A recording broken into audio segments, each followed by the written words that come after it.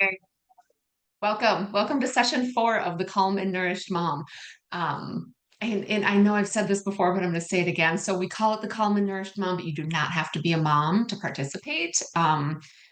Really just is for any woman who wants to feel better. I have a tendency to work with moms, but all women can benefit from some of the same basic diet lifestyle tips that I'm teaching here. So welcome if you're here, whether you're a mother or not. I know we have some new members this week, so if you didn't get an opportunity to catch up on the replays, I will kind of recap just the topics that we discussed in previous sessions, and then we will get started.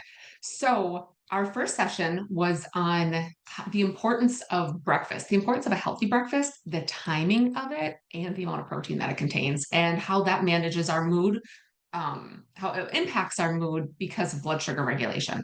And then the next week, we expanded on that a little bit and just talked about the importance of protein overall, not just for breakfast. So, talking about protein for each of those meals. So, those replays are available. Then, the third week, the third session, we pivoted and we talked about the importance of movement and how it's not always what we think, right? It's not always, we don't have to spend 6, 7 days in the gym. And ideally, maybe we're not doing that, but how steps can really get us just walking, just getting in those steps, not all at once, spaced throughout the day can really be our friend for our health. Not that we don't like strength training and other things, but we were really focusing on the benefits of walking and that type of movement last week. Now, this week, we are going to shift gears again and we are going to talk about sleep. And sleep is one of those things that so many women that I work with are either they're not getting enough of. And there's a couple of different reasons for that, but for one reason or another, they're not getting enough sleep. And in our society, I feel like we almost, you hear people say, "Oh, I'll sleep when I'm dead," or sleep is almost like frowned upon in some ways. Like when you're sleeping, you're being lazy. And I just want us to I don't want any of those sneaky thoughts to be in your brain because sleep is vital to our health. We restore while we're sleeping. Our brain, our body, our hormones regulate. When we don't have the adequate amount of sleep and the proper sleep, our bodies cannot function right. And with women, one of the biggest way it hits us is with our mood. So that's what we're going to talk about today. So, the biggest thing, so our sleep can feel broken, right? We can think we're trying to get our sleep, like maybe we lay our head down at night and we just can't fall asleep. Or maybe you feel like you're tired all day long and then you're wired at night. Like you're just exhausted all day long. You're fatigued, you're exhausted, and then you go to sleep at night and you lay there for an hour, 2 hours, however long, and you just can't fall asleep. Or maybe you have some energy in the morning, but then you crash at 3 p.m. and you either need a nap or you need some coffee to kind of wake you up again. And then that will keep you up later. You're up till after midnight. Or maybe you fall asleep fine. Maybe you can lay your head on that pillow at 9, 10, 11 o'clock at night and fall asleep fine. But then at 2 a.m., you're awake and you're awake for half an hour, 2 hours, and you cannot fall back to sleep. So I just want you to know what if you're experiencing any of those things or a combination of those things, you are not alone. These are very common things in the majority of the women that I work with. And there are some simple things that we can do to start correct this. So as I mentioned at the beginning, sleep isn't just about rest, and it's definitely not being lazy, and it's not just, oh, I'm exhausted, so I have to lay down and get this sleep and do this thing. Sleep is when our body detoxifies. It's when our hormones reset. It's when we process our emotions. It's when our brain, like when we're in that REM sleep, it is committing the things of that day to our memory. Our cells are repaired. It keeps our blood sugar in balance. And I'm going to come back to that a lot through these sessions because blood sugar imbalances are one of the major drivers behind anxiety and really any mood issues and sleep issues. So, all of the things that we need our body to do throughout the day, we need to sleep at night. And actually, for those of you who are interested in weight loss, I think it's like if you get less than 7 hours of sleep or 6 hours of sleep, that can drive insulin resistance. And insulin resistance, like for that whole next day, your body can experience insulin resistance. And if we're experiencing insulin resistance, again, we're going back to a blood sugar dysregulation. When we have high insulin levels in our body, we're in fat storage mode. And this can contribute to, that belly fat or that fat that we just can't seem to get rid of. Lack of sleep can be a contributor to that. And when your sleep is off, you are more likely, like I said, to feel anxious, to feel moody, to crave sugar. Do you notice that? If you didn't get good sleep, you tend to crave more carbs or more sugar. That's our brain telling us, like, we need quick energy. We did not get the rest we need, and we need that energy. Being foggy brained, being short tempered, and then just feeling exhausted, but not being able to rest. And then over time, that poor sleep will drive hormone imbalances, particularly cortisol, insulin, and sex hormones. And those tend to be the biggest complaints that we have as women, right? Like we may not know our insulin's high, but we have this weight that we can't shake, or maybe our blood sugar is creeping up, and we everything we try to do isn't fixing it. We know our sex hormones are off. We can just tell because of our cycle or our mood, and then that cortisol. So when our body is stressed, and lack of sleep is a stressor, when our body is stressed, that cortisol stays pegged. And again, when that cortisol is high, that drives up our sugar, imbalancing our blood sugar more, drives up that insulin, drives down those sex hormones. So that is, again, just some of the more reasons that we really need to prioritize our sleep. So if you're constantly feeling overwhelmed, irritable, exhausted, can it be the chaos of life? Yeah, it can definitely contribute, but it could be issues with your sleep. Most of us were never taught how to support sleep. We just go all day long, and then at bedtime we like lay down and we collapse, and we just expect our body to get a good night's rest. And that's not how it works. So a lot of the times what we're doing is at night we are either stressed out from the day, like we haven't taken time to wind down. Maybe we're wrapping up some last minute emails, or doom scrolling on Facebook or on Instagram, and those things are spiking our cortisol night. So that screen time, that blue light exposure is telling our brain that it is daytime, not nighttime, which makes us not produce melatonin or not release melatonin, makes it harder for us to sleep.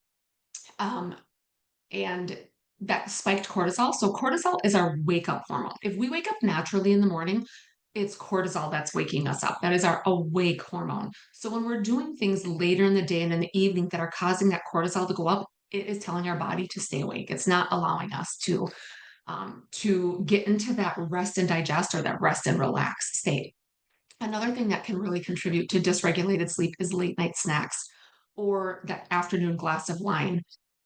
So late night snacks, again, this is a blood sugar thing and a digestion thing. So when our body's trying to digest, it's having a hard time lowering our heart rate to the place it needs to be to get good quality sleep.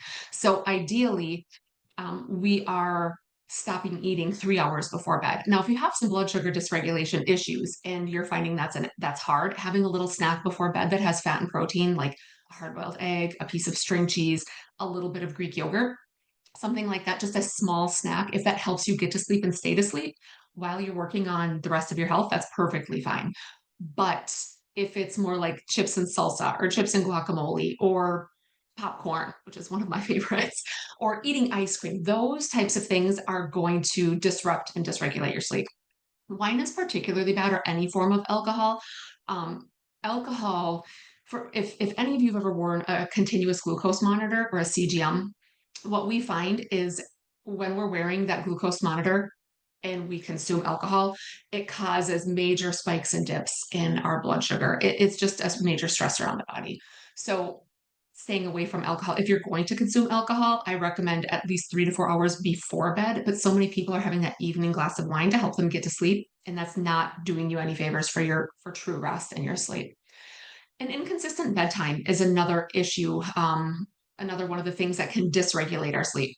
So our body has a circadian rhythm. Our bodies are actually in sync with the sun.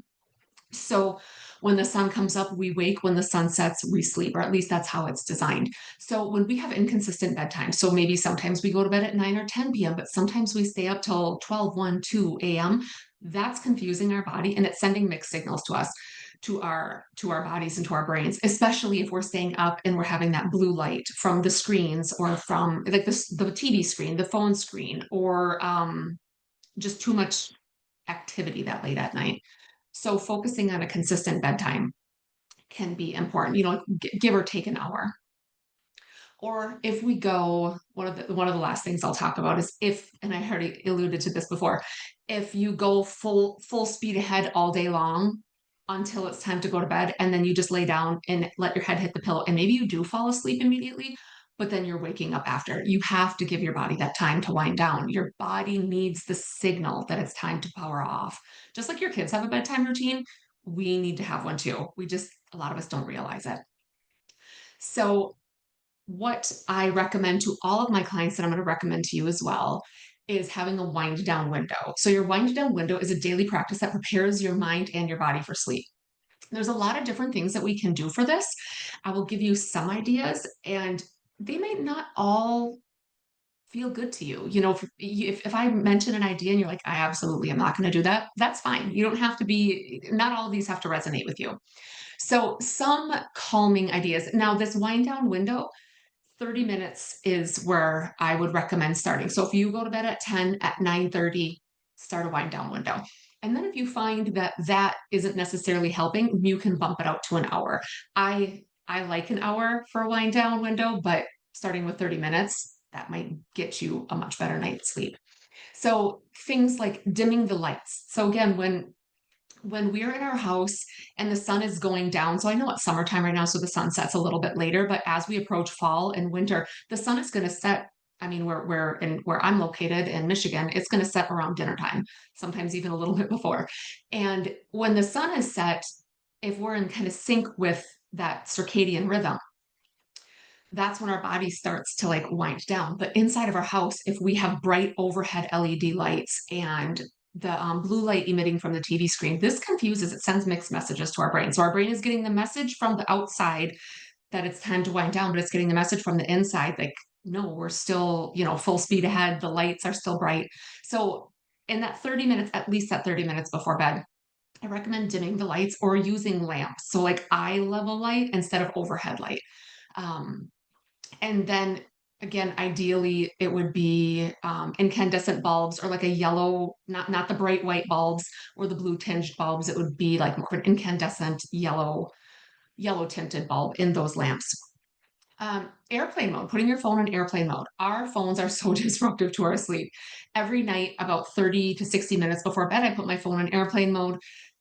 Make sure the Wi-Fi's off, make sure the Bluetooth's off, the phone goes into airplane mode. Some people get freaked out about this because they're like, but what if somebody needs to get a hold of me? Um, I don't really have the answer for that other than to say it's very important for our sleep. If you really need it, if you have a situation where somebody needs to be able to get a hold of you, obviously use your best judgment there. But if you do not, or if you think like, if somebody tried to get a hold of me in the middle of the night, I wouldn't hear it anyway. And then when I take my phone out of airplane mode, I would see the missed call or the missed text message or whatever it was. But to protect my sleep, to give me the best health the next days, weeks, months, I do put my phone in airplane mode, and I recommend my clients do the same. Diffusing essential oils. Not sure if you can hear my dog, but he's going crazy right now. Diffusing essential oils can be really helpful. So calming essential oils like lavender. I know like Young Living, I happen to have one here. Young Living has a peace and calming. Any of those essential oils that kind of make you feel calm and like wind down. Lavender really does it for me. Chamomile. Taking a warm bath or a shower. An Epsom salt bath with lavender essential oil is probably one of my favorite wind down things to do. If you're not a bath person, that obviously isn't going to work for you, but that warm bath with those Epsom salts can just be really a great way to calm your body down. Doing gentle stretching before bed or legs up the wall pose. So legs up the wall is like literally you would like lay on your bed and then put your legs up on the wall, like put your booty up to the wall, put your legs up the wall. And that is like a calming yoga pose that helps your body to kind of reset. So, reading fiction, reading a book is reading a paper book, like a book in your hand, like what's back here on this bookshelf. Aside from these are all health books, I would not be reading a book that's like news related, educational, anything like that. Like read fiction, just something that is going to not overly stimulate your mind. And then one of the last things that I usually recommend is practicing deep breathing. So just that like deep breath in and then exhale and deep breath in. And we want to do it slow and methodical. We want the inhale. So like if you inhale and count to 4, let's say we want the exhale to be the same or a little bit longer. And then gratitude journaling. So If you keep like I keep a notebook, here is actually my notebook that I keep on my nightstand. It's just a composition notebook. I keep it there with a pen and then writing down just three things that you're grateful for. And this has like multiple impacts. This isn't just winding your brain down, it's setting your brain up as you go to sleep to be focused on the things you're grateful for and can even impact when you wake up the next day. Now, you don't have to do all of these things. Just pick two or three that feel restorative to you and then add them in consistently. Oh, and one that I didn't mention is having a cup of like bedtime tea. I meant to grab one and bring it down. So Yogi is a brand that I like, and then traditional medicinals. They're both organic. I always try to get organic tea. But one, they have like bedtime tea or sleepy time tea or just a chamomile tea, just part of those things. So, like after dinner, I kind of do my thing, clean up dinner. I'll get my cup of tea.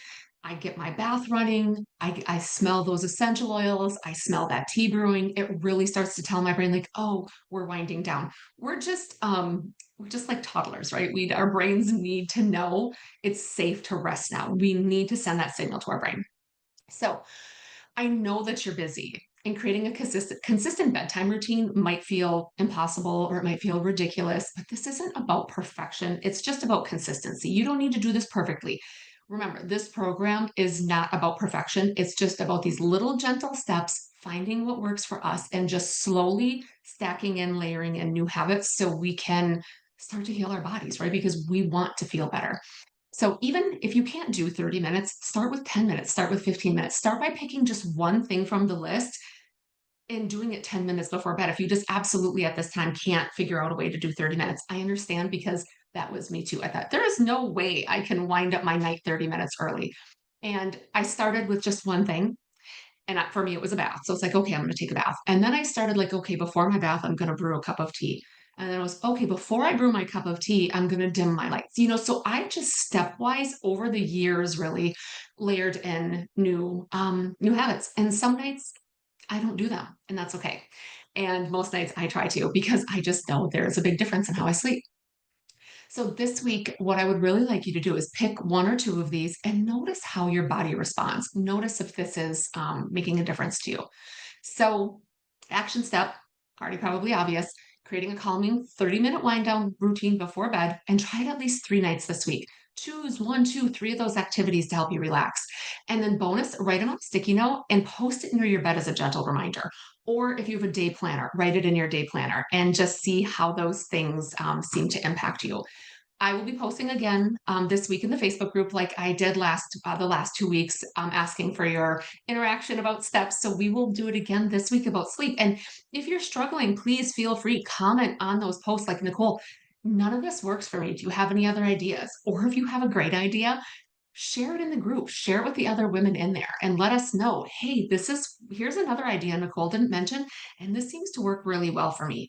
Um, I just think that as we come together as a group of women, as a community to support each other and hold each other accountable, that is an important part of healing. So anyway, until next session or until the Facebook group, I hope that you find this helpful. The replay will go out later today. And if you have any friends that you think this would benefit, friends or family members or just other women that you know, go ahead and share it with them and let them know how to join.